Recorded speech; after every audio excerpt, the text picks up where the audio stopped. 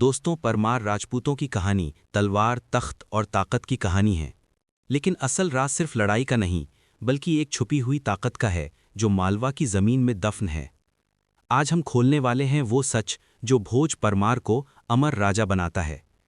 परमार वंश का उभरने वाला दौर 9वीं और 10वीं सदी के दौर को भारत का सबसे तूफानी वक्त कहा जाता है। देश टुकड़े टुकड़े में बंटा जा रहा था, छोटे छोटे राज्य एक दूसरे के खिलाफ तलवार उठा रहे थे। इसी दौर में परमार वंश एक नए सूरज की तरह उभर कर आया।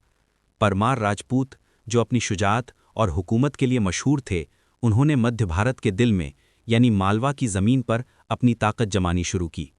कहा जाता है कि परमार नाम खुद एक कहानी है। ये ख़ानदान शिव भक्ति और युद्ध शक्ति दोनों का संगम था। उनके राजा सिर्फ तलवार चलाने वाले सिपाही नहीं, बल्कि समाज को संगठित करने वाले नेता भी थे। हर एक परमार राजा की एक पहचान थी, कभी वीरता, कभी कला, कभी धर्म। लेकिन उन सब में जो सबसे ज्यादा चमका वो था भोज परमार। मालवा की राजधानी धर को परमारों ने अपना मरकज बनाया और इस मरकज से ही पूरे भारत में उनका असर फैलना शुरू हुआ। मगर इतिहास के पन्ने कहते हैं कि परमार वंश का उभर एक आम सी कहानी नहीं थी। उसके पीछे एक गुप्त योजना, एक छुपा हुआ दौर था जिसे समझना आज भी मुश्किल है। इतिहासकार कहते हैं कि परमार वंश का हर शुरुआती राजा अपनी जिंदगी में एक नया राज दफन करके चला गया। वो राज कभी मंदिरों की दीवारों में, कभी किले की नींव में और कभी राज्य के कानून में छुपाए गए। और जब भोज परमार तक दौर आया, तब वो सब राज एक एक करके खुलने लगे। भोज परमार, सम्राट राजा की शख्सियत। भोज परमार एक ऐसा नाम जिसे सुनते ही इतिहास की किताबों में रोशनी फैल जाती है। लेकिन क्या आप जानते हैं कि भोज परमार सिर्फ एक राजा नहीं, बल्कि एक दास्तान के मालिक थे। उन्हें लोग सम्राट राजा कहकर पुकारते थे। और सबसे हैरत अंगेज बात यह है कि उनके दुश्मन भी उनकी तारीफ करते थे। भोज परमार की शख्सियत में एक अजीब सी मिक्स थी। एक तरफ वो एक लाजवाब योद्धा थे जो जंग के मैदान में तलवार चलाकर दुश्मनों के होश उड़ा देते। दूसरी तरफ वो कला, विद्या और ज्ञान के भक्त थे। कहते हैं भोज परमार ने अपने दरबार में 84 महान विद्वानों को जगह दी।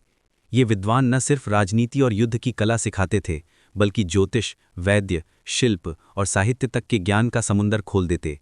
भोज परमार की एक और पहचान थी उनकी इंसाफ पसंदी। राजा होने के बावजूद आम प्रजा के साथ उनका रवैया इंसाफ और दयाभाव पर मबनी था। इतिहास में लिखा मिलता है कि उनके दरबार में एक आम किसान भी बिना डरे अपना मसला लेकर आ जाता था। यही वजह थी कि मालवा की प्रजा उन्हें सिर्फ राजा नहीं, बल्कि पिता के रूप में देखती थी। लेकिन भोज परमार की शख्सियत का सबसे बड़ा राज उनकी सोच थी। कहा जाता है कि वो अपने ज़माने से 100 साल आगे की सोच रखते थे। जब दूसरे राजा तलवार और धरती के पीछे भागते थे, भोज परमार ज्ञान, कला और तकनीक के जरिए अपने राज्य को मजबूत बना रहे थे। उनकी यह दूरंदेश सोच ही थी जो परमार वंश को एक नई पहचान देने वाली थी। मालवा का छुपा सच। मालवा एक ऐसी ज़मीन जो सिर्फ खेती, मंदिर और शहरों की वजह से मशहूर नहीं थी। मालवा एक राज था, एक छुपी हुई ताकत जो परमार वंश की रूहों में दौड़ती थी। कहा जाता है कि मालवा के किलों और मंदिरों में एक ऐसी कला छुपी थी जिसे समझना आज भी मुश्किल है। भोज परमार ने मालवा को सिर्फ एक राजधानी नहीं, बल्कि एक ज्ञान का मरकज बना दिया। उन्होंने धर और उज्जैन को ऐसे नगर बनाए जहां से ज्ञान की रोशनी पूरे भारत में फैली। कहा जाता है कि भोज परमार ने अपनी जिंदगी में 80 से ज्यादा मंदिर और शिक्षा के केंद्र बनाए। लेकिन असल राज मंदिरों या किलों की दीवारों में था। इतिहासकार कहते हैं कि भोज परमार एक गुप्त तकनीक पर काम कर रहे थे। कुछ लोग कहते हैं कि उन्होंने एक ऐसा जाला बनाया जिसमें मालवा के अंदर खुदाई शास्त्र, ज्योतिष और युद्ध का ज्ञान इस तरह मिलाकर रखा गया था कि दुश्मन समझ भी न पाया कि मालवा की असल ताकत क्या है। मालवा का राज ये था ज्ञान और शक्ति का संगम। तलवार और पुस्तक दोनों साथ चल रहे थे और इसी वजह से मालवा की दीवार से टकराकर कई बड़े शासक पीछे हट गए। लेकिन दोस्तों, भोज परमार ने अपना सबसे बड़ा राज आखिरी सांस तक छुपाया। एक ऐसा राज जो मालवा को पूरे भारत का तख्त बना सकता था। असलियत और राज का सफर। भोज परमार के दौर को लोग अक्सर एक सोने का दौर कहते हैं, लेकिन सोने का दौर सिर्फ सोना नहीं होता, उसके पीछे हमेशा एक कहानी छुपी होती है। भोज परमार के दौर में मालवा की हर दीवार, हर मंदिर और हर किताब में एक संकेत था। लेकिन वो संकेत सिर्फ समझने वालों के लिए था। कुछ इतिहासकार कहते हैं कि भोज परमार एक रहस्य ग्रंथ लिख रहे थे, एक ऐसी पुस्तक जिसमें ज्ञान, ज्योतिष, वैद्य और युद्ध की कला इकट्ठी थी। अगर वो ग्रंथ पूरी हो जाती तो शायद मालवा का राज्य पूरे भारत पर छा जाता। लेकिन राज ये है कि वो ग्रंथ कभी पूरी नहीं हो सकी। कुछ लोग कहते हैं कि भोज परमार के अंत के बाद उस ग्रंथ को छुपा दिया गया। और आज तक वो ग्रंथ मालवा की जमीन में दफन है। कुछ खुदाइयों में इसे ढूंढने की कोशिश की गई, लेकिन असली राज अब तक सामने नहीं आ सका। भोज परमार की कहानी एक मिसाल है, एक ऐसी मिसाल जो दिखाती है कि असली ताकत सिर्फ तलवार में नहीं बल्कि सोच, ज्ञान और कला में होती है।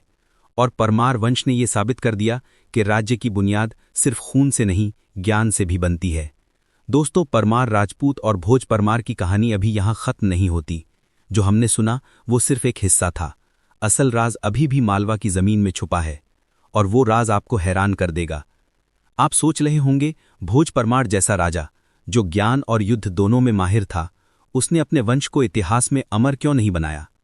क्या वजह थी कि परमार वंश आगे चलकर उतना मजबूत न रहा जितना भोज परमार के दौर में था? कुछ इतिहासकार कहते हैं कि इसके पीछे एक गद्दारी थी, एक ऐसी गद्दारी जिसने परमार वंश की कमर तोड़ दी।